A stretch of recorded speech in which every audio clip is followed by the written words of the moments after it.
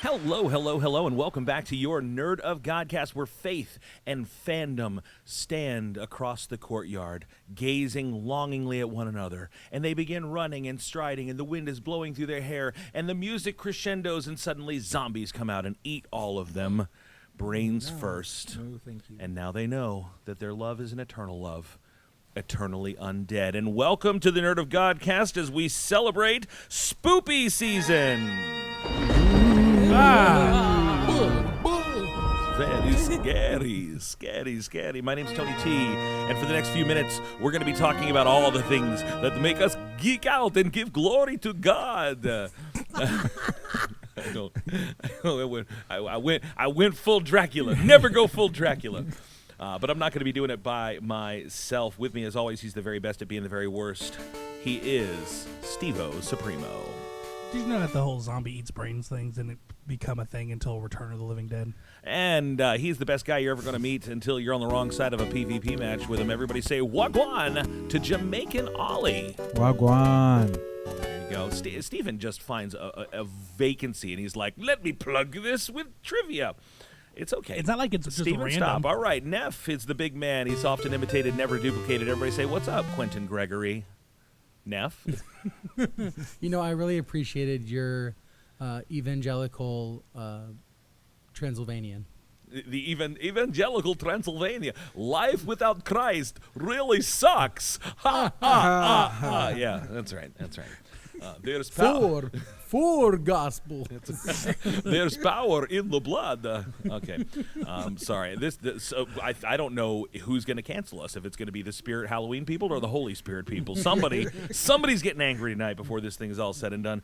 Over sitting on my right, she is the streamer that is a dreamer, and she drinks her coffee with extra creamer. It's MegaCon Liz. You know that meme where it says whenever someone does something weird, you look out to the side and to the fake camera? Now I can actually look at the fake camera. Look over at the fake camera, because over to the side of us, we actually do have a guest tonight. Everybody say hello to Nikisha. Hey, Nikisha. That is Nabu Nikisha. She is over there filming us, and maybe you'll see these things on the internet if everybody's faces turn out pretty enough while we talk. But my face is always pretty. Your face is always pretty. No promises what your for me, wife bud. says it all the time. Yes. She's like, "That's my pretty husband," Yeah. and she says it with just that level of sass. Yes. Over in the booth, pushing all the buttons to keep this bucket of bolts flying. Everybody say what's up to Perry's own, our own resident smart guy, Nick the engineer. Hello. Hi, Nick. Hey, Nick. There Hi. he is. All right, you guys know what time it is. We're going to be opening this thing up with a little bit of a random Bible trivia and something that we call the lightning round. Okay, let's go. Alrighty. All right, so to ring in, if you guys will remember, it's been a little while since we've done it. All you have to do is say your name like Destiny's Child told you to. All right, here we go. Name the longest psalm in the Bible. Quentin Steven. Gregory. I got Quentin. Neff. Neff? Sorry, I was calling. Uh-huh. Psalm 119. Psalm 119 is correct. And if you want to get a bonus point, can you tell me how many chapters are in Psalm 119? There are No danger in taking a guess. 58. 58 is wrong. There's That's- one chapter in Psalm 119. It's one chapter. It's the longest psalm in the Bible, and you went with 58? I would have gone with like a bigger number. There is actually 176 verses in that, but you still get the point. No problem. All right, here we go. Kicking it back to the book of Genesis. How many people were on the ark with the animals? Steven. Nope, you got 10. 10 Neff. is incorrect. Neff. Liz. Oh. Neff. 8. 8 is correct. Oh, which one was my Yeah. first guess? I went Shem, high. Ham, Japheth, Noah, and their respective female companions. All right. Who tested God's will with a sheep's fleece? Oliver. Oliver. Gideon. Gideon is correct. Nice. Jesus told 3 stories about things that were lost. What were the 3 things? I can think of 2. The third one is escaping me, ironically. Yeah? Oh, no. Think about it. Maybe if you know 2 of them, you might be able to work your way to the third one. Oh, Steven. Steven. A sheep, Sheep, a coin, a coin, and a sun. and a sun is absolutely nice. right. Good job. I knew it was the coin. The Yep. coin was the one I was missing. Yeah. I knew the coin and the sheep. Yeah, but The I sun didn't- was the one I coin, got yeah. last because I never Sun. think of the lost son. I think of the prodigal son. Prodigal Oh, son. man. Right, I was like, Yeah. And one last question: how many times a day did Daniel pray and give thanks to God? Oliver, Oliver, twice. twice is not correct. Neff. 5 times a day. 5 times, also not correct. Steven. Liz. Oh. No, you said it first. Liz, 40. 40 times a day. Daniel never did. He never even ate. He never had time to brush his teeth. He just was. He never stopped praying. That's what the rhyme always said. 40 times a day, Daniel did pray. Yes, right. No, that's a Steven. little high. Steven? 7. 7 times a day sounds like a very biblical answer, but it's not. We were looking for 3. Ah. So no point awarded, and that has been our lightning round. Let's find out a little bit about you, because tonight we are going to be talking about the things that kind of give us the goosebumps, things that give us the shivers and the shakes, and we're going to talk about all the things that are just a little bit scary and spooky, and we're going to be doing it with a little icebreaker that we call the 2-question interview. 2-question interview tonight starts with this. Number 1, what is your greatest phobia? What's the thing that gives you the shivers and the shakes, Neff? I have something called Vererophobia. Vererophobia. It's the fear of being swallowed whole. And you took time to research that. Yeah, I did, because I've had it since I was a little kid, since I saw the movie Jaws 3D, where there's a part where 3D. there's a guy who's alive inside of the shark, Mm. and you like see it from his perspective. He's like, oh, and you can see the jaws closing. I'm in a shark. You're in the shark in with a the- movie. with the- in the movie. Yeah. And it's like it's in 3 In dimensions. 3 dimensions. So ever since then, I've had Vererophobia. And for that reason, the kids in our church have never once heard the story of Jonah. Yeah. And he refuses. I can't do it. I can't Jonah, do it. streng verboten. Oliver, what is your greatest phobia? Well, actually, going off of Neff's, Yeah. mine is full-on claustrophobia. Full-on claustrophobia. I cannot stand tight spaces. And what really messed me up, I think I've told this story before, is an episode of The Simpsons. Homer goes down a water slide, a completely enclosed yeah. water slide, Oh, no. and he gets stuck. Oh, no. And then they say they pan to like the operator, and he goes, "Oh, we have a blockage in sector 3. Send down a couple of kids Send more kids down. and dislodge it." And then the next thing you know, like 3-4 kids get sent down, and they just get stuck behind Homer. I'm like, nope, can't, nope. Mm-mm. Yeah, So- definitely not a good idea. No. And at least that's what my cardiologist tells me. Yes. Yeah, I've seen the videos that happen. I see them on my TikTok all the time, and I don't know why God hates me, but it's the cruise ship water Yes. slides, and they're like hanging over the side of the ship, and they get stuck in the little Nah. and I'm like, nope, Yeah, nope, One of Yeah, those, they- one of No. those broke, by the way. Oh yeah, I've seen that too. Did you see that? Yeah, I don't think a person in the tube got hurt, but somebody underneath it got hit with random tube gosh. Nope. falling tube. A new fear unlocked. Yes. Band name called it. Yeah, Liz, what are you afraid of, my dear? You know what's so funny? You guys were saying like actual phobias. I had something completely different. Like a non-actual phobia? Do you want to know what it is? Yeah. Yes. Yes. I put down demon possession. I mean, okay, so actually a thing, right? Okay, so then yeah, demon possession. Like you A don't want phobia. a demon possession phobia. yeah, I'm demon possessed phobic. Yeah. Phobic. Yeah. I'd like to think of myself as possession averse. It's not on my list of things to do before Jesus comes back. Okay, all right. Well, if your head starts spinning around, we'll know that things Please. have gone a bad direction tonight. No. Steven? Oh, sorry. I wanted to. Everyone said the story. I wanted to elaborate on. Oh that. no, I'm pretty sure we all understand exactly Yeah. why. Tell us why, Liz. Okay, so growing up Pentecostal, Hispanic Pentecostal. Hispanic Pentecostal. One of the things that they did to like fear monger us. Remember we were talking about fear monger? Yeah. It was that like if you did too many bad things, you could become demon possessed. And like they showed us a movie about someone being demon possessed, and everything. And like now every time, whenever like I'm like I don't know somewhere where I don't know someone does something, or I'm like if I saw like a super scary movie, I'm like, am I gonna become demon possessed? Yeah, that's like yeah. Did you think that had a positive effect on you? Did that prevent you from doing bad things? That prevented me from watching like Care Bears. yeah. And that movie was La Llorona. I'm not gonna lie. No, like horror you movies. might be yeah. you might be demon possessed. Stop. Hold on, we're gonna pause the show real quick. Demon, get okay. Steven, what you scared of? Falling asleep on my back and having my tongue roll back into my throat and suffocating myself with my tongue. That's not a real thing, is it? Can that And happen? no, it's a real thing. I mean, You have a string on let it. me. So let Steven does it. He was born without a string. So when I was like 10, my dad was telling me and my mom this story one morning where he had to wake up in the middle of the night because he had fallen asleep and his tongue like blocked his like airways, and but he couldn't wake up like his body enough because he's having like sleep paralysis, so he was suffocating while awake and had to like eventually was able to like roll over to like move his tongue, and it terrified me. So that's why like literally since I was 10 years old. Welcome I've to not the been able to happiest episode of the Nerd of Godcast. We're not going to create any new terrors in your life. Now everyone's afraid. No one wants to sleep on their back anymore. Nick, what are you scared of, buddy?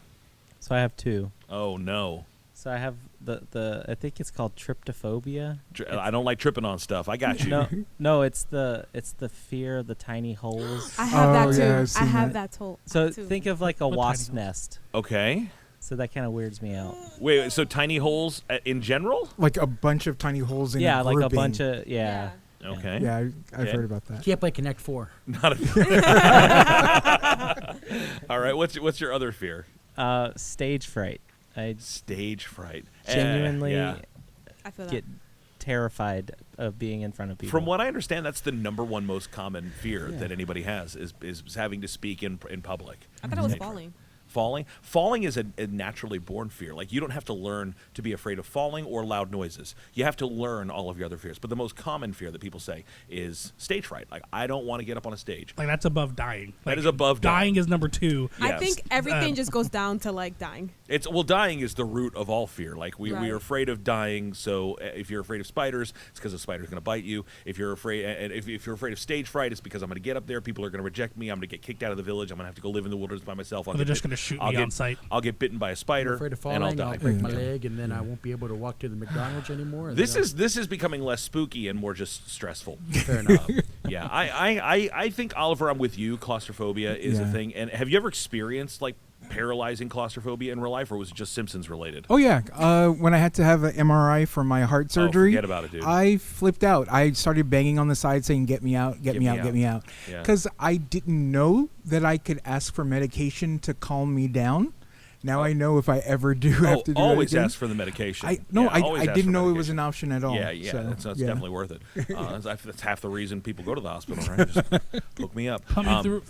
Never mind. When I was in college, I had to do. I didn't have to do anything when I was in college. That was the problem with college. Not enough structure for me. But we had a festival day out on the lawn of the school, and they brought inflatables. And one of the things was an inflatable obstacle course, and it was fun because the gimmick of the obstacle course was that you had to wear a jumpsuit that was covered in Velcro, and all the different things, like you're running through these pylons that are covered in Velcro. You have to climb up a tube or a wall that's covered in Velcro. So it's sort of the fun of it.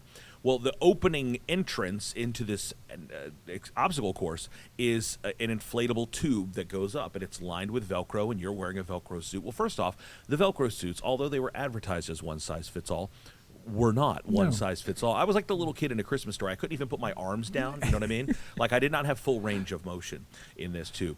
So I put the suit on. I go up towards the tube and I begin crawling up. The tube also not one size fits all. So I got in this tube and I could not position my arms to pull myself out, and I was stuck with Velcro. I was also stuck because the tube just didn't have much give. So I was literally in this hot, you know the way that bounce house things kind of smell like musty? Yeah. This hot, musty, yellow tube in which it was like I was being birthed from mustard. And it was just, it was a terrible feeling. And I was in there for probably 45 minutes, and it was really probably only like 2 minutes, but it felt like I watched several people's lives flash before my eyes, and it was really, really terrifying. And I think they kind of had to come pull me out from the bottom because I could not make it to the top, and I was severely traumatized from that. So I think I might have always had a little bit of claustrophobia, but that one said, you know what, you have actual claustrophobia now. Just own it. Just own it. I'm traumatized by you telling that story. Oh, listen. I was right there with you, Yeah. and my heart rate did go up. I mean, Yeah. I can check it on my watch right now.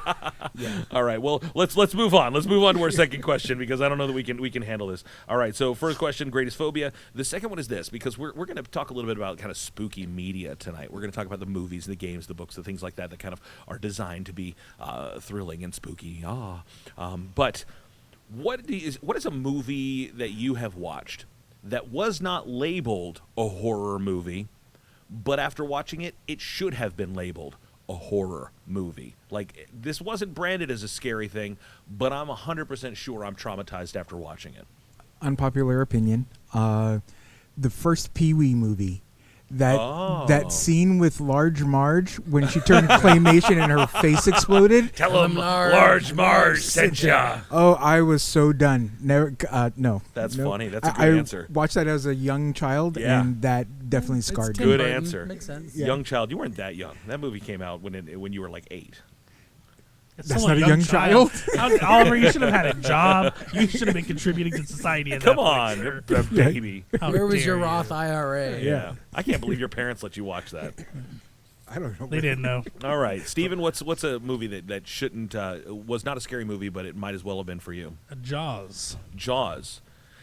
Yeah, that's fair. I feel like Jaws is a legitimate horror movie. Yeah. Yeah, Like, I don't it's think not labeled as it one. wasn't labeled as one, right? But it definitely feels like a horror movie. Yeah, it has like a stalking killer that Yeah. like. Yeah, it's. Oh no, it's a monster movie. Yeah. It's a monster movie. Absolutely. They took Jaws, like elements of Jaws, like not seeing the monster, the shark for a little bit, and added that part into actual horror movies Yeah. to make it because that was so scary. Yeah, I mean Alien did it, right? Halloween. Hell yeah. What do you got, Neff? Shin Godzilla. Shin Godzilla. Yeah. My favorite part of Godzilla's leg. It is. It's a 2016 Toho release. His Toho is my other favorite part of Godzilla's Yeah, of leg. course. I like his Nihos also. Yeah. Now a lot of it is like the whole point is like talking about Japanese like political red tape, stuff like that. So it kind of gets bogged down by that. Okay. But Godzilla is the most scary he's ever been in this movie. Like he's like bleeding and like calloused, and like his jaw unhinges and splits in two. Oh. Like he's actually terrifying. Wow. I think I in this dated movie. that in college. I'm not sure. I'm not sure.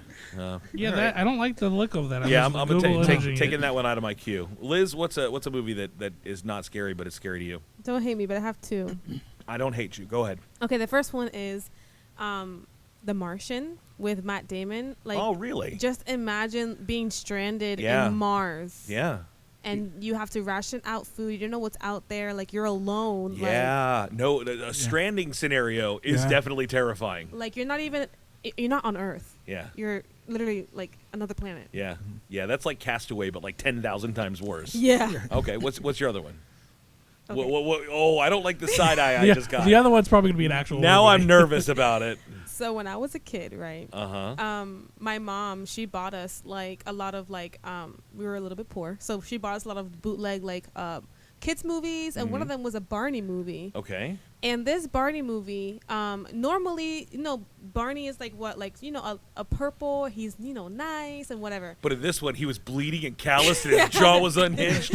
It was Five Nights at Freddy's of Shin Barney. Shin Barney. No, so this Barney movie, oh my gosh, I remember. This Barney movie was a play Barney movie, but the Barney that they used, it was a different shade. It was like a darker shade of purple. The green was a darker shade, and his eyes were just, it was so terrifying that I could not watch that movie. All right. So yeah, that's Yeah. a scary movie. That's what never trust it when someone says we have Barney at home. Nick, what's a movie that scares you that shouldn't be scary? So, the thing that comes to mind as a kid Yeah. is Independence Day. Oh yeah. Oh, yeah. So Yeah. specifically the scene when they're operating on the one Oh. that crashes. And it like Yeah. busts open and like Yeah. presses against the window and kills yeah. Data. I just distinctly remember that being very scary. Yeah, as a that's young traumatic. He, child. he just unlocked a memory for me in that, and that was Mars Attacks. Oh yeah. Like when I was a Mars kid, Attacks. that movie was freaky. Yeah. All right, I put a couple down here, and because there was some that I was thinking. The more I was thinking about it, I went different directions with it. One, there's a kids movie, And this kids movie is scarier than any kids movie has any business being. For a child to say, hey, we're going to watch this nice animated family film. It's called Coraline. Yep. Oh yeah. I intentionally didn't say that one because I knew you were going to say it. I listened to the audiobook on a drive of Coraline, and it was by far the creepiest media I've ever listened to. Ooh. It was just disturbing, very I've upsetting. never seen it, never read it. Was the voice actor even weird? The whole thing. They had there's like a little group of rats that would speak, and it was multiple voices. It sounded like Legion, the demon. It was very, very scary. But a couple of them that you might not expect. One that I think, this is a little bit scary. The terror of realizing that your entire life is a lie. This is existential dread, masked as satire. The Truman Show. Yeah. Yeah. Oh I mean, I my love that gosh. movie. It's Yeah. my top 10. But yes. if you really pull it back and go, this is scary. I mean, just imagine how upsetting and upheaval that you would go through if that was your life. The next one I have is a psychedelic morality horror show where innocent children face gruesome fates for their flaws. It's Willy Wonka and the Chocolate I Factory. knew it, yeah. Those kids died. And when I was a kid, I did not Definitely. find it scary.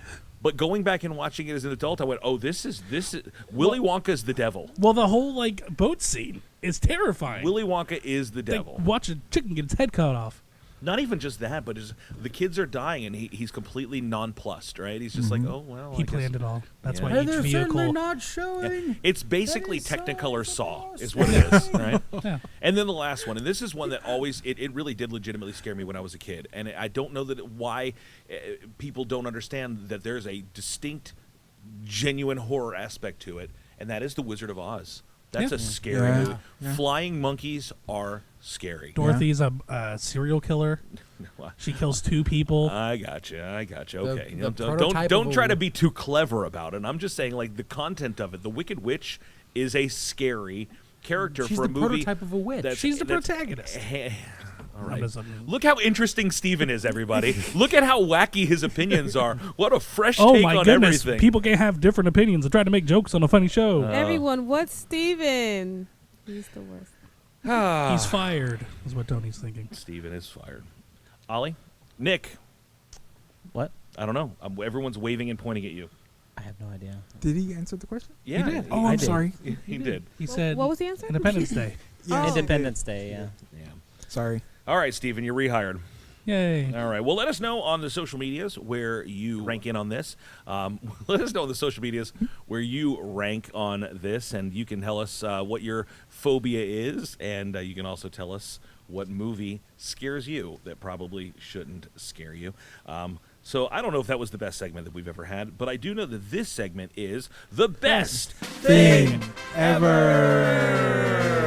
Brought to you by the 3D Print Nook. I am a proud patron of the 3D Print Nook. In fact, I've got another satisfied job that has been 3D printed for me, and your 3D Print Nook master is none other than Nick the engineer. Nick, tell us about this week's best thing ever. Well, first, I want to go over last week's results. Oh, yeah. Yes. Yeah. So, Remind me who was in it last week. last week was Abid Nadir from the Community Yeah, cool. Very nice. and versus Ben Wyatt from Parks and Rec. Ooh. So, any guesses? Any guesses? I got Ben. Ben Wyatt. Really? So that's tricky, but I think Abed. My answer has to be Abed. He's more Okay. pure nerd. I do love Abed, yeah. I would disagree, but I understand why people would think that. But again, I haven't finished Community. I've finished Parks and Rec. So I'm a little bit more swayed into the Ben Gotcha. camp. Do you measure in on this at all, Oliver? Or you I actually started watching Community since our last recording. nice? Abed's You're a nerd. welcome. You're welcome. Yeah. Abed's definitely a big nerd. All right. So let us know what the people said. Who wins? Who's the king of all nerds? Who moves forward in our bracket, Nick? So, it's 63% of the vote. Okay. Abid Nadir will move forward. That's Yeah. close. That's Let's go. close. That's close though. Yeah. That's not. Yeah. That's not a decisive victory. That's Yeah. that's just a narrow victory. All right. So Abed moves forward. I'm comfortable with that. So who do we have this week? So, this week we have Felicity Smoke Okay. from Arrow. Yeah. versus Sheldon Cooper from The Big Bang Theory. Oh, poor Felicity. Yeah. Yeah. This is going to be a Felicity landslide. Felicity is a great nerdy character. She's like the ultimate man in the chair, woman in the chair. She's like Taylor Swift. You know, when Taylor Swift was like the nerdy band girl that was like, you know, holding up signs to the guy in the house across the way. You know what I mean? That Yeah. you know, nerdy innocent girl next door kind of vibe. But Sheldon Cooper is. He's the king of the nerds. Yeah, he Wow. is king of That's the gonna be nerds. tough. That's gonna be tough. But you know what? We have been wrong before in our predictions. So, Nick, where can they go to get that information on how to vote? They can go to the nerdofgodcast.com. That's right, nerdofgodcast.com. And that'll link you over to our Facebook page. That's where our vote takes place. And you can help us decide this week's best. Thing ever. That's Excellent. Nobel Prize winner Dr. Sheldon Cooper. Did he win a Nobel Prize? At the end of the last episode. Wow, way to just spoil a part of the final episode of the whole series. Yeah. I mean, it's how long? I don't know. I think it's past the safe margin point of where you can spoil It's stuff. like 10 years it's, ago. It's also not like a, well, he died in a tragic Yeah. blimp It was- accident over the Orange Bowl. But, It was all just a coma dream. That's all it was. Well, speaking of the last episode that we were all together, we talked about a homework assignment for us in a segment that we call the Dumpster Dive. Hey, you kids, stop diving in my dumpster. And we have been looking at movies and media this season that are terrible, admittedly terrible, out and out horrible, and trying to find something redemptive, trying to find something nice to say about these terrible things that we find in the dumpster. And this time, kind of bridging the gap between our Christians Are Crazy episode and our absolute terror nightmare scenario episode, we are going to be talking about the Left Behind movie from 2014, I think it was. 2014, the Nicolas Cage, Chad Michael Murray, and Leah Thompson Left Behind movie. And did you guys all watch it? Yes, I think we all Yes. did. Yeah. Yep. Yeah. you say yes like you're mad at me, Oliver. All right, so tell us a little bit about what we liked about this movie. And if you're not familiar with the plot of it, Nicolas Cage is Captain Rayford Steele, and he's flying a plane, and all of a sudden Jesus comes back and raptures all of the Christians and children and special needs people from out of this world. How'd you know about the special needs? Well, there was The a short bus. bus that went over the bridge, and when it Oh, landed, it all was you a see is short a bunch of bus. clothes just fly pop out. up. That's Yeah, right. so- It was a short yeah, bus. that's You're right. right, So, you're right, and you're I'm right. assuming it was either, I don't know, maybe Could have just been a very small school. maybe they were going to youth camp. I don't know what the story was. I have a glove theory that everyone who has a glove in this movie made the rapture. If you had a baseball glove, you made the rapture. If you were wearing gloves, you got to go. So Based on two people. gardening gloves. No, 3. The bus driver also. Yeah, Oh, the bus yes, driver the had a bus glove driver on the had a thing. glove also. So glove, which I think stands for God's love. But tell us, Oliver, since you seem so offended by it, what did you find redemptive in this really difficult to watch movie? This is gonna sound really bad, but Wow. the scene when the possibly Muslim gentleman kicks the little person. the little person off of the airplane. 'Cause Oliver, just- that was my answer too. That is the best scene in the whole movie. When just the went- very nice Muslim man kicks the little person Yeah. off of a And plane. he goes flying. He's supposed to go down the slide, but he lands at the end of the slide. and was like- bounces. Like At the ragdolls. bottom of the slide. This is your fault for being a character in a movie that has no. There's no character development for like anybody. Nobody. In this movie. No. Nobody. Like well, you- no, the daughter has some character development. They have Does this she? moment like here's this little guy and he is going to be a real jerk for the first part of the movie, and then he's not going to be in the rest of the movie, and then we'll just bring him back so that we can kick him off of a plane. Yes. And he's going to be a real jerk for the rest of the movie. Yeah, That was it. They were going to give him his arc in the sequel, which never happened. All right, Steven, what's something that you found redemptive? What is the little nugget that you took away from this film? Outside of the fact that they just let Leah Thompson just work for a day to film everything. Yeah. Surprisingly, Nicolas Cage did an actual decent job in this movie. Yeah. But he was more subdued because he wasn't trying to be over the top. But he was the best. Granted, he probably was legitimately the best actor in the movie, but he actually had a decent performance. He was believable. He didn't go, and in the words of Abed Nadir, there's always two Nicolas Cages, right? You have the subdued Nicolas Cage, then you have the unhinged Nicolas. He didn't really do unhinged. Don't you understand? Nicolas It's the Cage. rapture. Yeah, he did. terrible. He did the best he could with the script they gave him. All right. Oh, Ne- I'm sorry. I'll talk about it Neff, later. what do you got? I think. See, you said Nicolas Cage. I thought Chad Michael Murray actually did a pretty good job. What This movie. I don't know That was him. my answer. What would I know him from? One Tree Hill. And he was in A Cinderella Story with Hilary Duff, and he was the love Sure. interest in Freaky Friday. Okay, so He nothing. was also in a Medea movie. I would know him from nothing. He's then. in All a right. Medea movie. He's in a Wait, Medea which movie. movie? It's the Christmas one or something like. Better Wait, movie oh, that's the one where the black man does drag, right? What? Anyway, That's all the Medea That's movies. all the Medea movies. That's all of them. I think that's the whole Yes. plot of the movie, right? I like how Oliver had to like go back and go, wait, what? No, I don't No, remember- no. I don't remember that You're one. thinking of Big Mama's House. No, I'm definitely not. I'm thinking of course. Honky Grandma Be Trippin'. That's what I'm thinking of. Nick, did you get a chance to watch this? I did not. Oh, God bless you. You I did not. I didn't get a chance to. Poor Nick got left behind here. Hey. Liz, hello. You just said I it. know. I haven't gotten. We're not done yet. Oh, I thought you were gonna say your No, answer. Liz. I was gonna say last night we were at an event and Steven and Liz were helping me out, and afterwards they're just like, "Hey, we need to all watch this movie. Let's go watch this movie together." Now, Liz, what I was going to say is I don't know if you actually saw the movie because the whole That's time true. that we were watching it, you were watching your friend stream video That's a games on your lie. phone. Oh, no, that's not true. Is it a was, lie? And I she was played playing Sudoku. Yeah, that's right. That's Trust right. me when I say this, I was paying attention. The Sudoku really added to the experience. When you have ADHD, it does. Gotcha. But I would say two things. One, it had Chad Michael Murray, and second is if you ever want if you ever want a movie to hang out with your friends with and make fun of and have a good time, that's a movie. Yeah, perfect mystery science yeah. theater fodder. I don't know if that's a compliment. That you, Yeah. So what's the nicest thing you can say about Liz? I can make fun of it. She's easy to make fun of. I mean, by the way, I didn't want to say this now. I'm saying this now and throwing it back in time. I still don't understand. I can't wrap my brain around the fact that you opened up the show in English. That's never Yeah. happened before. You usually talk in Japanese. You didn't do that this time. Oh wow. Yeah. You're right. Yeah, you're really growing as a person, and I respect you for that. Oh, hontoni Did anybody? majide. Yeah, Did anybody yeah. notice the layers of Left Behind? Did you guys notice that not only was everybody left behind from the Rapture, but Nicolas Cage, his daughter was left behind by Nicolas Cage. There was so much behind leaving. Yeah. Yeah. Wow. Big brain. So there was Big script. There was a Deep lot layers. of moments we're in the mall and the kids disappear, so the balloons go flying up in the air, and me and Steven and Liz all at the same time go, Jason! Jason. And they were red too. Another fun part of it, and I'm going to step on your thing. Yeah, too. I'm yeah. sorry. No, honestly, first off, this movie was great because it helped me finally get over my childhood crush of Leah Thompson. And I was like, oh, yep, not interested anymore. We're done. All right. The buffet is closed. She was given the script before they said action. Yeah. Did she? You kept saying that. Is that true?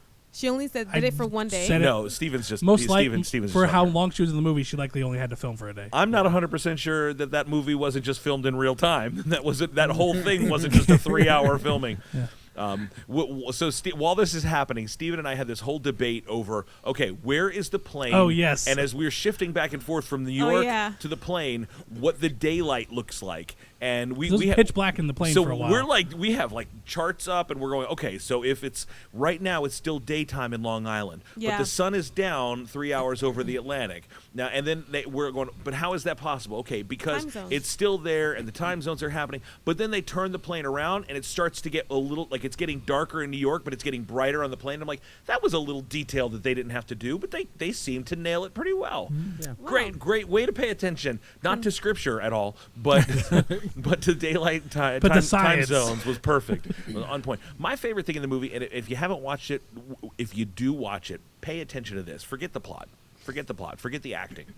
Just watch the people in the background. Yep. Watch, because there is a lot of extras in this movie. There is a lot of people, and they're all doing things in the background. And I think they were given very good direction on what they needed to be doing. But just watch some of them because they've all kind of got their own little stories going on. We'll never know their characters' names. We'll never know from where they were coming to where they were going. But everybody's got a purpose, and everybody's got something happening. And I thought that was really special. That poor woman in that car where the other guy was Oh yeah. Please stop. Oh yeah. That was that Nicolas? You just did your Nicolas Cage for that. This was like the Polar Express. Nicolas Cage actually played all the characters. All the characters, Nicolas Cage, everybody. in the role of a lifetime. There was one background character at the mall that just was very adamant about getting a 32-inch TV out of the mall. It was every scene that takes place in New York. There's one guy in the background running with a box 32-inch television, and he's just in the background of every scene. It's like, make sure that Claude makes it for this scene, and bring the television. Like that's the best. The that two was the people best part. fighting over the bag. Yeah, not even like it's Black Friday. That's what it is. Yeah, it's just Black Yeah. Friday. No man knows It's the just day or the Detroit. hour, but we do know it'll be right after Thanksgiving.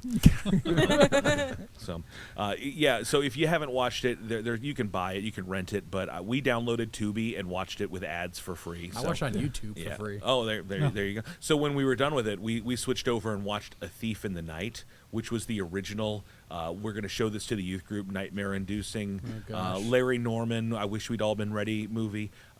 Definitely not worth watching, but definitely worth watching. Sorry, I wish we'd all been ready. The song Yeah. at the end of the movie. Yeah, Yeah. by I wish we'd all been what's her ready, name? She's but in the instead movie. we're all going to hell. No. So that's that song was by Larry Norman, and that was the music. That was the song that opened up this movie, A Thief in the Night, like in the 70s. Oh, okay. So it opens up this. That's why we went back and watched Yeah, that's why we yeah, watched this it. youth Oh, group okay. from the 1970s, and this young man is kind of preaching a message about how we need to get ready because Jesus is coming back. And then the band starts playing this just hauntingly version of it. Life was filled with guns and war. Those of us got trampled on the floor. I wish we'd. Ready. Children died, the days grew cold. A piece of bread could buy a bag of gold. I wish we'd all been ready. And there's no time to change your mind. The sun has come and you've been left behind. And that's the name of the movie. So watch it. Tell us what you think of it, or don't watch it, and just take our word for it. So there are 4 Left Behind movies that I'm aware of. No, there are 5 Left Behind movies that I'm aware There's of. a new one that just came Yeah, out with I Kevin forgot about Sorbo. that one. I have not seen that one. Me With- neither. with But who? of the 4 Hercules. Left Behind movies that I have seen, this is the worst one. And they didn't even have a redemption thing at the end. It's just like No. Yes, Nicolas I Cage just noticed that realizes, oh, this is the Bible. This is what my wife was always saying. But That heroin addict But nobody convinced me. ever like accepts Jesus or anything. Nothing. If you haven't read the books Well, in I the guess book we're gonna series, die now. Chloe and Rayford and Buck all do accept Jesus, and they form a group called the Tribulation Force, which helps create a network of information and resources for people who come to Christ during this time of the tribulation and try to bring evangelism, and they basically become this underground resistance to the rise of the Antichrist. And the books are very exciting. They're well written. Maybe that's in the Kevin Sorbo movie. 'Cause That's what I called- that's it's what I called, was like hoping. Antichrist Rising or something like that. Yeah, yeah. I mean, they did in the first movie where Kirk Cameron played Cameron Williams. The Antichrist rises kind of at the same time, and they set the stage all at once. So, anyway, worth a watch. Even if Did they it's make a just, Kirk Cameron joke in the movie? I'm pretty sure that somebody called him like Kirk Franklin or something like that, and then he's like, sorry, Cameron Frank or whatever it was. His name is Cameron Williams. Burke. Williams, the Chad Michael Murray character. His name's Cameron. That's his real name. Yeah, but they called him like Kurt. Cameron Burke. But he's in the Was Cameron it the old lady? Oh, he said Burt. No, Buck. Buck. That's Oh it. yeah, it was Buck. Yeah. Yes. Oh, I thought. That's the character's name. This momentary lapse of confusion that has completely stalled this show has been brought to you by Quentin Gregory Neff and Kirk Cameron. Let's all just be mad at Kirk Cameron. You're You feel welcome. comfortable with that?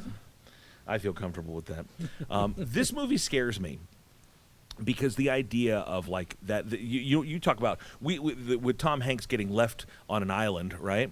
Or with Matt Damon getting left on Mars.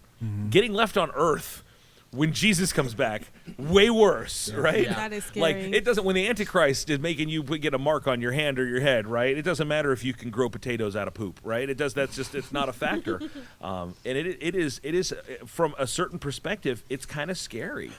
And Yeah. now I'm not scared because even so, come quickly, Lord Jesus, right? Like he can come back for me all he wants. And then they pull out the card where it's like, and here's the pastor, and he got left that was behind so too. And it's like, messed well, up. oh man. Because I spoke words, but I didn't believe them. Yeah, it's like, oh crap, oh no, and so none of us are safe. It's like, if you have faith in Jesus, you have to have a level of confidence that you are saved, right? Like there's a level, like the uncertainty of it should probably not be a driving factor to your relationship with Jesus. But hey, listen, only you and him know.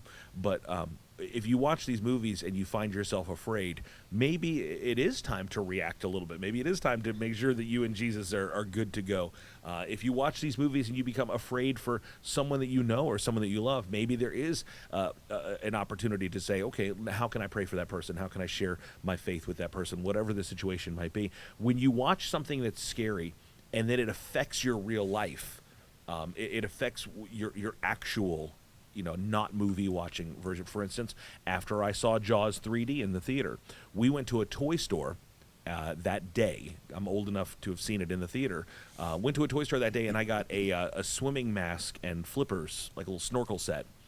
And then we went to the movies and watched Jaws 3D, and then I came home, and I was terrified to use my snorkel set because, for sure, there was going to be a shark in my pool. Right.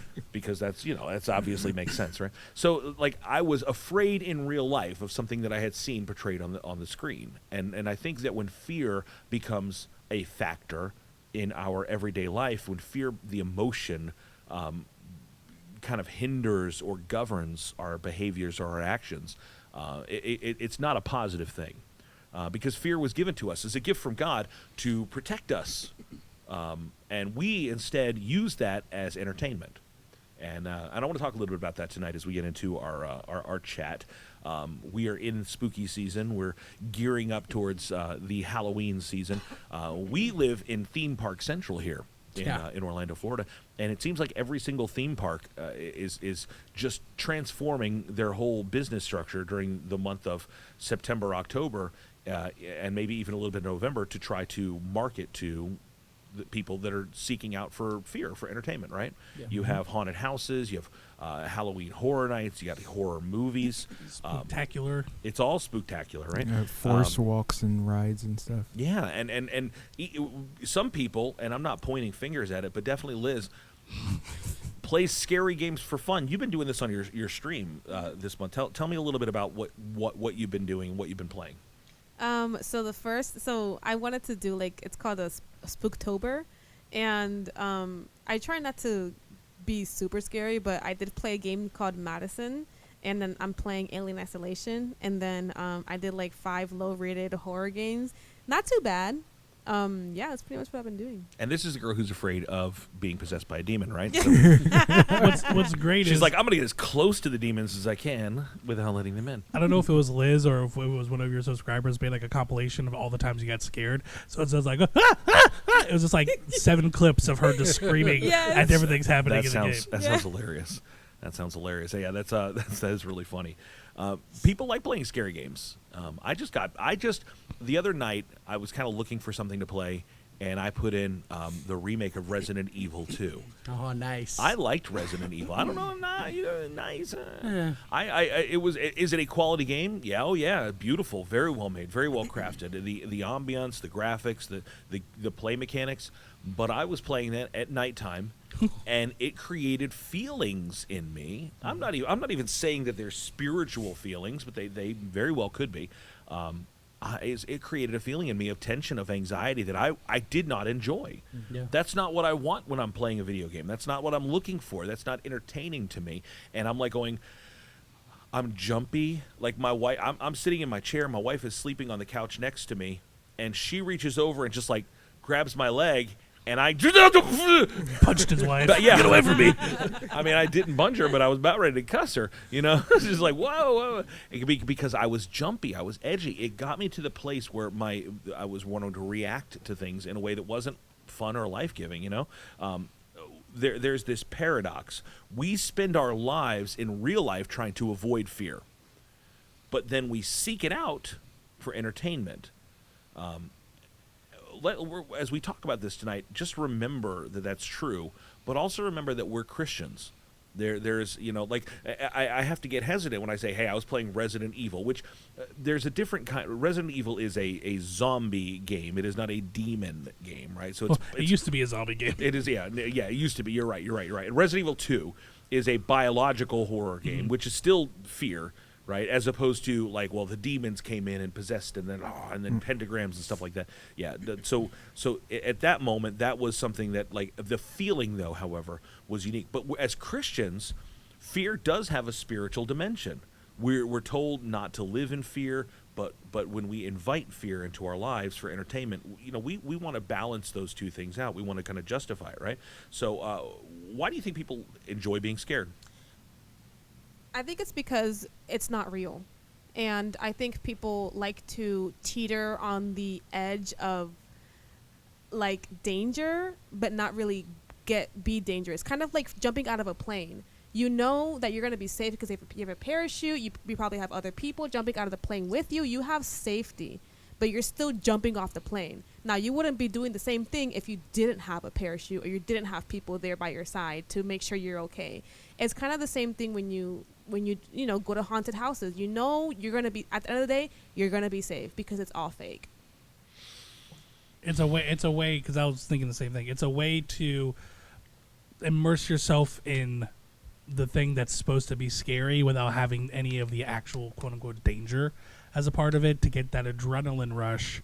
Like, same thing like people on a roller coaster, like thrill junkies or adrenaline junkies. Like, they want to feel that adrenaline moment, and scary movies, scary games, haunted houses provide that same thing, just in a different way.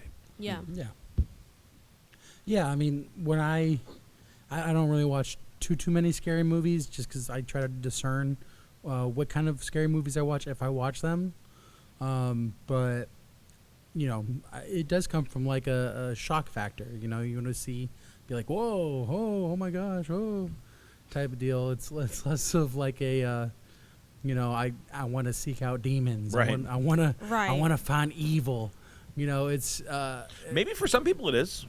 Maybe for some people the darker the better, and I think there is a spiritual component to that. Yes, I believe that. I think that there. So like that's where the dangerous thing looks at, right? So like, let's just say that somebody wants to play with guns. Like, they want to take a gun out and they want to shoot some people, right? Just to see the reaction. We're going to go fire a gun in a crowd of people just to watch people run and flee, and we enjoy that. Obviously, that's psychotic. And don't do that. We do not do that. You don't do that. That's not only criminal, it's just uncivil, it's not right. But let's just say I'm going to put on a bulletproof vest, and I'm going to let you shoot me because I know that I'll be safe. I know that I'll walk away from it unharmed. In theory, right? That's dumb. Yes. Right. That's not like you're opening yourself up to harm. You're opening yourself up to one of those things where you say, okay, we'll take it this far. Okay, now what if I just, instead of putting the vest on my chest, what if I wrap it around my head? You could shoot me. And it's like, whoa, why would you do that? Like this is a thing that I think we can all agree under normal circumstances we don't want to see happen. Right. Right? I don't want to feel like genuinely afraid. I don't want to like think, oh, someone's trying to get in my house and they're trying to like, do something bad to me or my family. Like this is not something I would seek out. But then we'll go pay money to have the exact same feelings of that. I kind of like, there's a difference between seeking out going to like Halloween Horror Nights versus getting tortured. Like, because in Halloween Horror Nights, that there's security, they can't touch you, it's fake, it's, but like putting yourself in a situation when you put on a bulletproof vest, like that means you're going to get shot at, which means that's dangerous.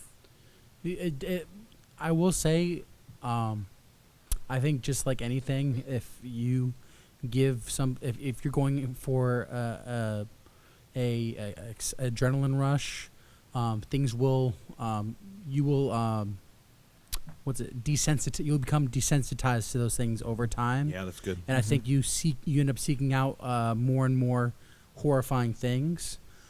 There's actually haunted houses you can go to that do put their hands on you. Yeah. They do torture you. Yeah. And so it starts off with just going to like, I'm just going to Halloween Horror Nights. I'm just going to see this.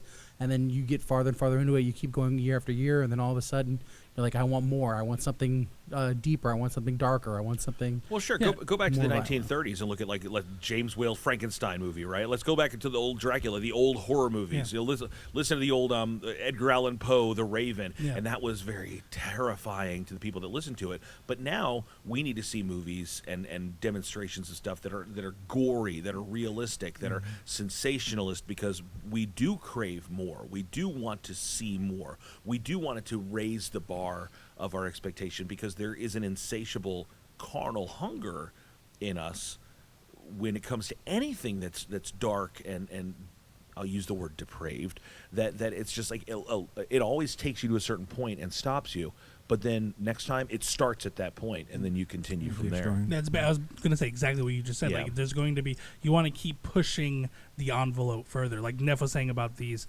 those haunted houses. There was one that I heard where there's a podcast I was listening to, and this guy wrote in. It's like, I did one of these haunted houses, and like the first thing they did was they put me into a barrel with water, and there was like 2 inches of air at the top, and I was in there for about 15 minutes trying not to drown. And then he ended up having to like watch like somebody pretend, but it was realistic, to like actually murder somebody in front of him, and they had like fake blood and all that stuff, and it was just him in this like trailer. And I'm like, why would you like put yourself into that situation? I'm going to put a trigger warning at the beginning of this episode now, because even I'm like, you're just describing this thing, and I'm getting like, emotional and I upset. was holding back on that. Like, it's really dark. I think in that because okay, I will tell you this. Me and my dad, I grew up.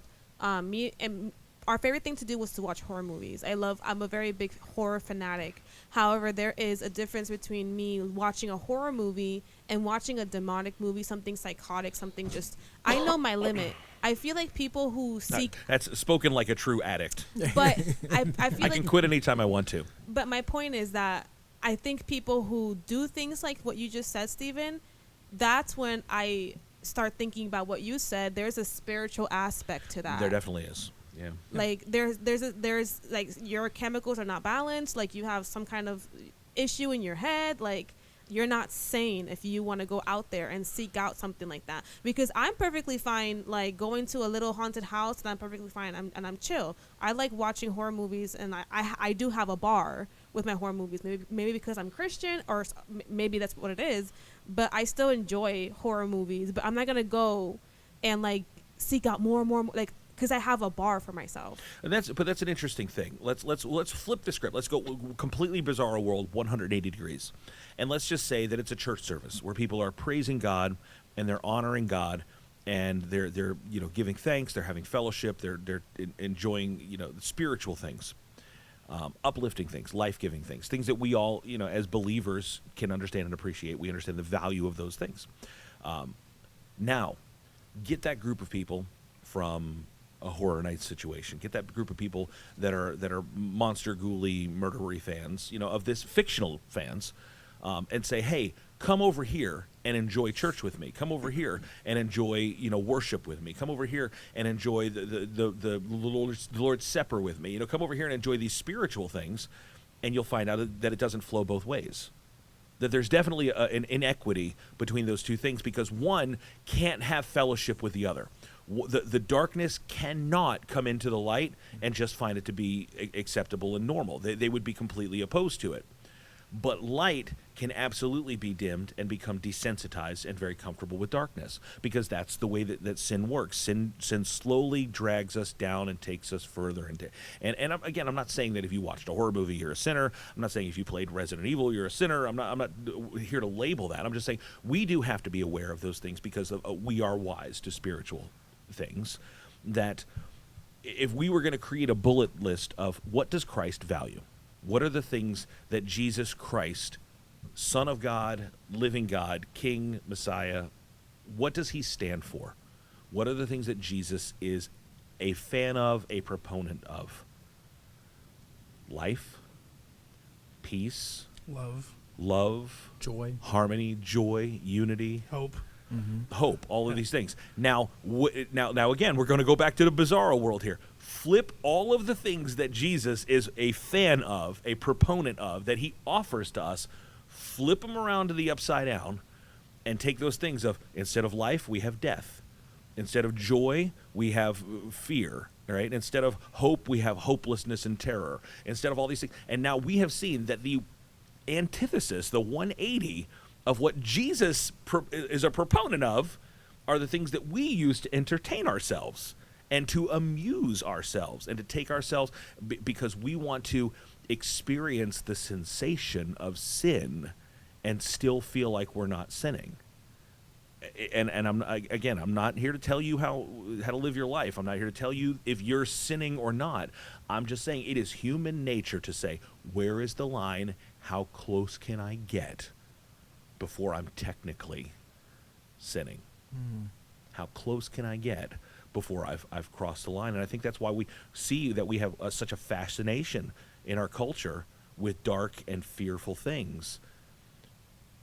And it comes into the church, it comes into the life of a believer, and it blurs the line from thrill to something that actually does have a spiritual influence. And I'm with you. For me, Liz, if it's demon stuff, it's off the table. Yeah. I don't mess with, like pentagrams. I don't mess with summoning spirits and stuff like that. But if the fruit of it is the same thing, what difference does it make? What difference does it make if there is an actual enemy to your soul that wants to rob you of your joy and rob you of your peace and rob you of your hope and rob you of the light and the joy of your life? What difference does it make to him what form of entertainment takes you down that road? What difference does it make? If it don't matter if it's country music, if it's rap, or if it's rock and roll. As long as you get to tap in your toe, the band leader's happy.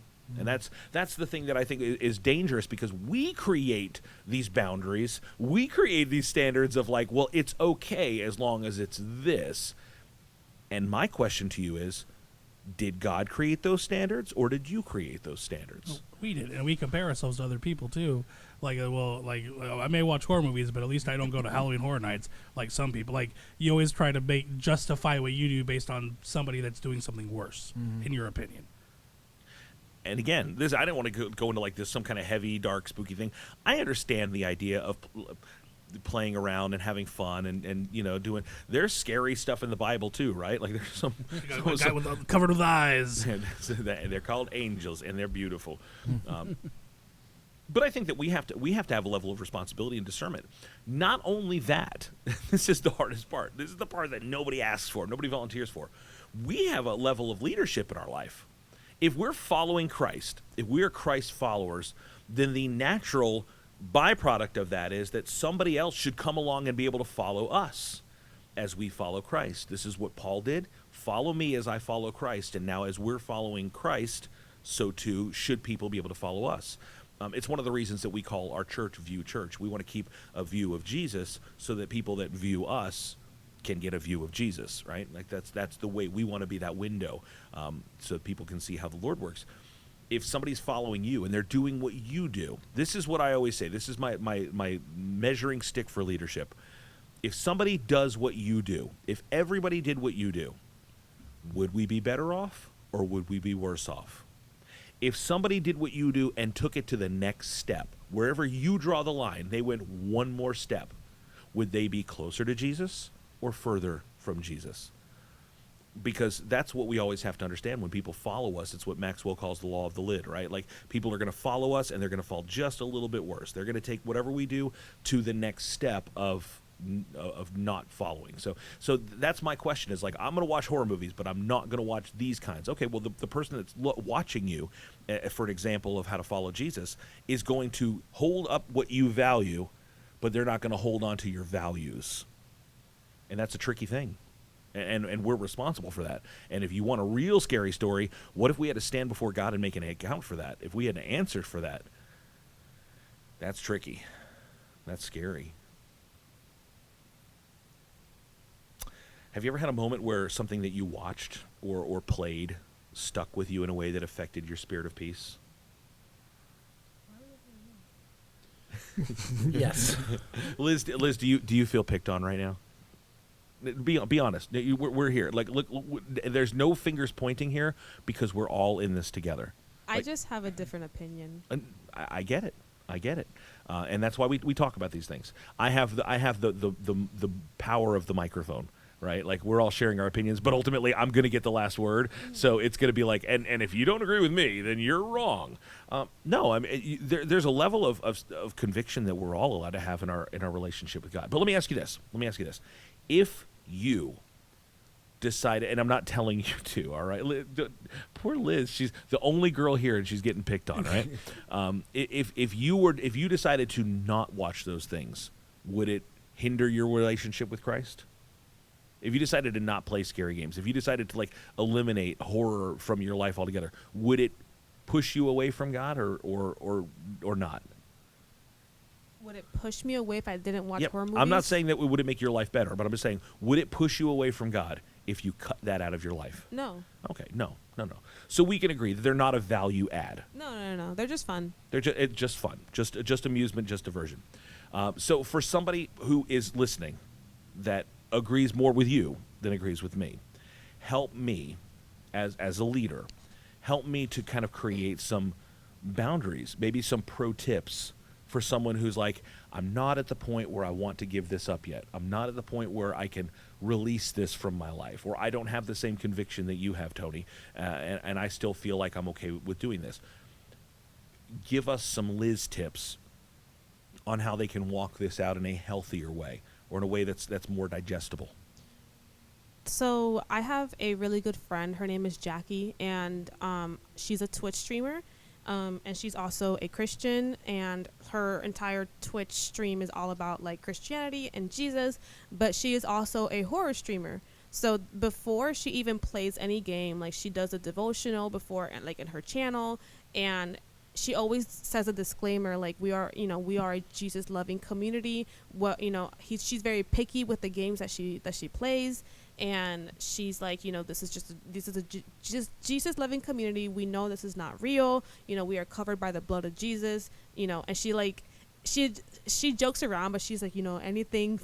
She's like, after she plays the game, she's like, I rebuke any like spirit, whatever. I know it's a joke, but like, so I know that she likes horror, and I know it can attract other people who maybe like horror, and then that's kind of like the appetizer to get them in the channel, and then she talks about Jesus.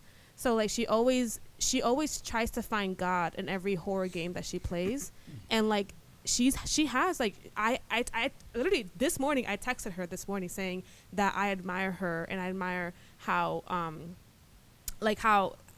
hardworking she is with her streams, because she's been getting a little bit discouraged because her growth is small. But I'm like, no, like you don't understand, like you are the people that are there because you inspire them to be there, and you spread the word of God so well. And she's a horror streamer, and I'm like, don't stop what you're doing, because you are connecting to people. You are getting people's attention who maybe love horror, but then it's a positive environment. You know what I mean? You know how you are a nerd and you like to be Whoa.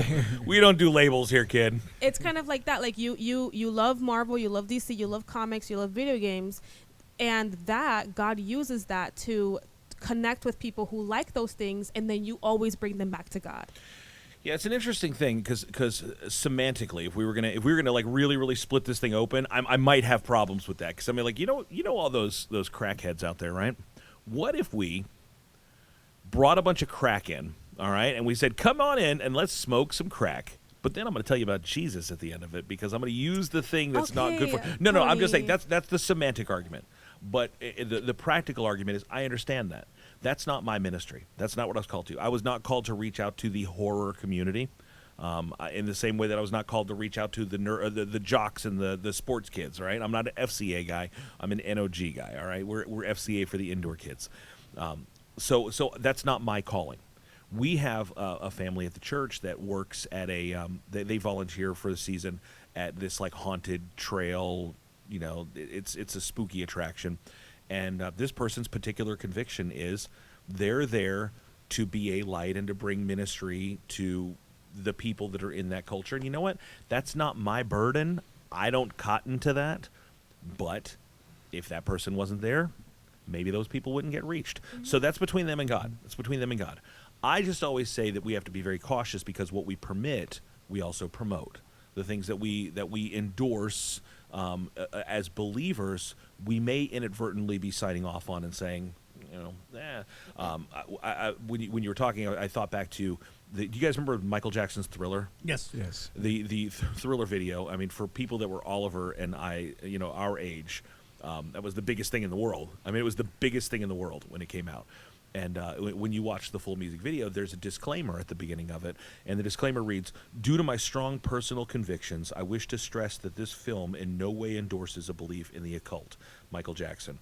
Because he got pressure. Because I guess he grew up Jehovah's Witness, Yeah. and they told him like, hey, this is not okay for a good Jehovah's Witness boy to be putting out there. Whatever. I'm not here to defend Michael Jackson or Jehovah's Witnesses, neither one. But I'm here to say we have to use judgment and good reason when we do those things. Now, again, that's not my group of people. You might have somebody that you have influence over. And the borderlines that you say, hey, I will watch this, I will consume this, but not this, might create a conversation of why. Well, let me tell you why. Because I believe that there is a spiritual world. I believe that there are active things that, in fact, one of my personal phobias is getting possessed by demons. Let me tell you why. Yeah, and like there's a game. In my Twitch channel, we have everyone who are loyal. They know that. And what is your Twitch channel for those that are curious? So I changed the name. It's Lizzie Pooz, LIZZIEPOOZ. And it's really just about her pooping. She only plays games on the toilet. But people who are like my loyal OGs, they know that whenever someone comes into my channel and suggests the game Outlast, I automatically ban them. It's a joke. It's not real. What is Outlast? Outlast is a horror game. It's one of the most scariest games out there, and pretty much like you are a news reporter and you're going into a psychiatric hospital. I hate it already. Yeah, but the head person of that psychiatric hospital is doing human experiments, but he's doing it on behalf of because God told him to do so. And whenever someone's like, "Oh my God, Liz, you should play Outlast," and my viewers are like, "Oh my God, don't ban him." But shut it down. Yeah. Deal breaker. I always say no, I will not play that game. Yeah. And then that's when the person says why, and I tell them that game messes with, it talks about Christianity. God would never tell someone to do human experiments. Like I will not do that. God. Yeah, and I that's why I Azazel, I don't play it. So you. So yeah, so I do give that disclaimer, and I do have that conversation starter. So let me challenge you then, as a believer, and as someone whose faith in God I actually trust, right? Like I do believe that you love Jesus. Let me encourage you to find ways to grow in your convictions, to find ways to say, God, let me surrender to you, and make sure that I'm following your boundaries and not the boundaries that I've manufactured for myself, right?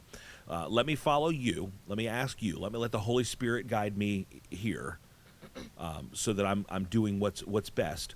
And then God, give me opportunities to continue refining what I'm doing so that I can have the most influence on the people that I'm exposed to. Because there's going to be people that you might be the only Jesus that they ever see. And the shame would be is if they only saw as far as your mutual interests and you never were able to take them further into something that you knew that they didn't know.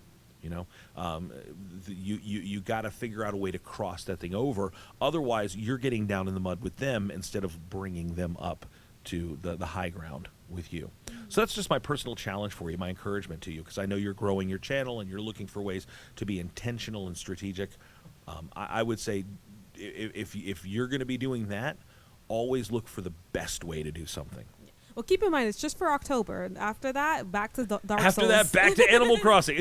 But Dark Souls could also be, I don't know, Dark Souls is, whether it's scary or not, Dark Souls definitely does not bring out Christ-like feelings in me. November, she's just going to play Bible games. Yeah, that's right. That's right. Animal Crossing and Bible Adventures. Those are the only things. Remember what we have is 2 Timothy 1:7. God has not given us a spirit of fear, but of power and love and a sound mind. Philippians 4:8. And you guys know whatever's true, whatever's noble, whatever's right, whatever's pure. Think about those things. And Proverbs 4:23. Above all else, guard your heart, for everything you do flows from it. And these things that want to capture our mind, capture our attention, give us that ooh and the and the goosebumps and the scaries. They can sometimes affect how our heart works. how we think about things, how we love, how we feel, how we fear, and we want to make sure that we have discernment in our media and our entertainment, and not in a legalistic way, but in a spiritual self-care way. It's really, really important to us. Fear is not inherently evil. It is a part of how God wired us to stay alert and safe.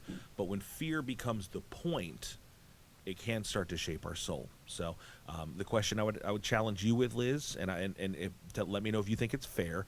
I would challenge the rest of our listeners, the rest of you around the table here. Is this fear teaching me something, or is it taking something from me? And that's the question we need to ask. So, all right.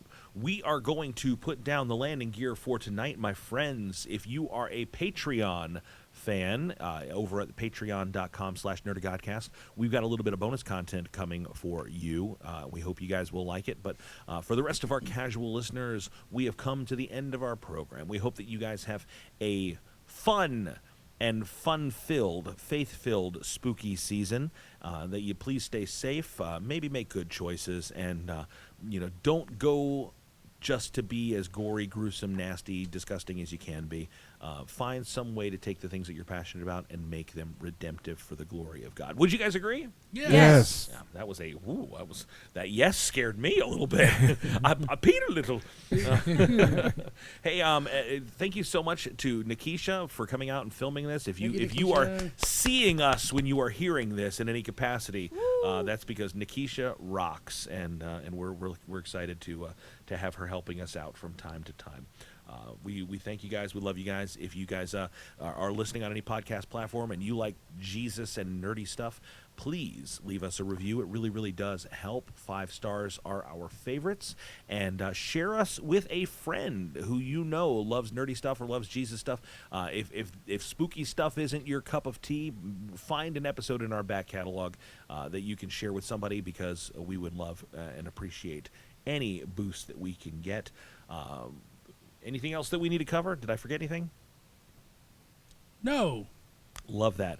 For all of us here at the Nerd of Godcast, Steve-O Supremo. Stay fresh, cheese bags. Jamaican Ollie. Irie. Quentin Gregory Neff. I'm going to soccer.